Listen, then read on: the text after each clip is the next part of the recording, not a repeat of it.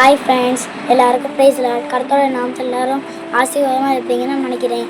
நீங்கள் நம்ம யாரை பற்றி பார்க்க போகிறோம்னா யோசேப்பை பற்றி தான் பார்க்க போகிறோம். யோசேப்பிட்ட ஒரு தாளந்து என்ன ஆண்டவர் கொடுத்தாருன்னா, அடுத்தவங்க சொப்பனத்தோட மீனிங்கே இல்லாமல் இருக்கும். ஆனால் அந்த மீனிங்கே ஒரு எடுத்து சொல்லுவார். அது ஒன்று. இன்னொன்று, யோசேப்பிட்டேருந்து என்ன கற்றுக்கணும்னா, இச்சை, திருட்டு, அந்த அசிங்கமான வேலை, இந்த போதைக்கு அடிமையாகிறது, அது எதுவுமே அவர்கிட்ட இல்லை. அது நம்மகிட்ட எடுத்துக்கணும். இந்த கதையிலேருந்து நான் புரிஞ்சுக்கிட்டது அதான். நம்ம அது எதுவுமே நம்ம செய்யக்கூடாது. நம்ம ஆண்டவர் வழியில் நம்மளாக ஒரு வழி எடுத்து போகக்கூடாது. ஆண்டவர் என்ன கொடுக்குறாலோ அந்த வழியிலே போகணும். அவர் சிறையில், பஞ்சத்தில், எந்த சூழ்நிலை இருந்தாலும் அவர் ஆண்டவர் துதிக்கிறத விடவே இல்லை. எந்த நேரத்துலையும் எந்த நொடிகளிலையும் அவர் ஆண்டவர் விடவே இல்லை. பிடிச்சி தொங்கிட்டே இருந்தேன். ஆண்டவரே என்கிட்ட பேசுங்க பேசுங்க பேசுங்க, உங்களை நான் ஜோம் பண்ணிட்டே தான் இருப்பேன் அப்படின்னு. அதில் ஒரு விஷயம் இருக்குது. அந்த வசனத்தை நான் வாசிக்கிறேன். ஆதியாகமம் 39:9 வசனம். இந்த வீட்டிலே என்னிலும் பெரியவன் இல்லை.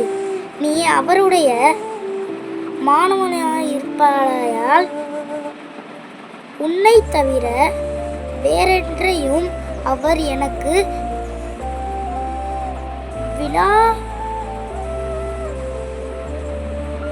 விளாவிக்கவில்லை. இப்படி இருக்க நான்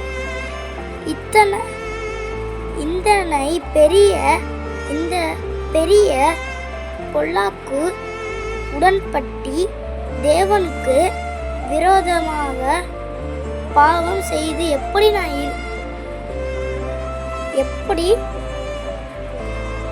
என்றான்.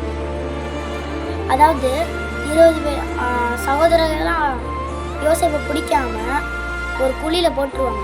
அப்புறம் ஒரு வந்துட்டு இருப்பாங்க, இஸ்ரேலில் இருந்து வந்துட்டு இருப்பாங்க. அப்போது அவங்கள இது யோசேப்பை 20 வெள்ளிக்கு, வெறும் 20 வெள்ளிக்காக விற்றுருவாங்க. விற்றோடனே அவர் அங்கே போவார்.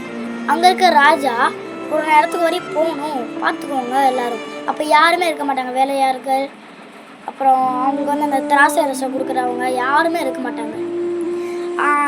ராணி மட்டும் தான் தனியாக இருப்பாங்க. அப்போ நம்ம யோசேப்பு வேலை செய்யலான்னு வருவார். அந்த வேலை செய்யும் போது தான் அந்த ராணி அவங்ககிட்ட தப்பாக நடக்கலான்னு பார்ப்பாங்க.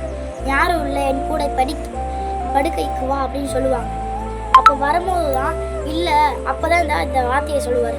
நான் இந்த வீட்டில் யாருமே இல்லை, நான் எப்படி இந்த துரோகத்தை செய்வேன் ஆண்டவருக்கு என்னை ரொம்ப பிடிக்கும், நான் எப்படி இந்த ஆண்டவருக்கு தேவனுக்கு நான் எப்படி விரோதமாக ஒரு பாவம் செய்வேன், அவர் மனசு உடஞ்சிருவார் அப்படின்னு சொல்லுவார்.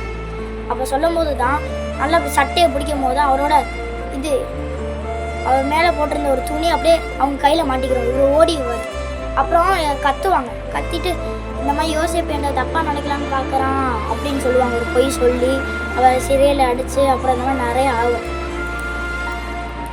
அப்போது இந்த திருட்டு, இச்சை, போதை அடிமை, தப்பாக நடக்கிறது, இந்த தப்பான பார்வைகள் எதுவுமே அவர்கிட்ட இருக்காது. நல்லா வேறு அவர் அந்த மாதிரி தான் நம்மளும் இருக்கிறோம். தேங்க்யூ, பாய்.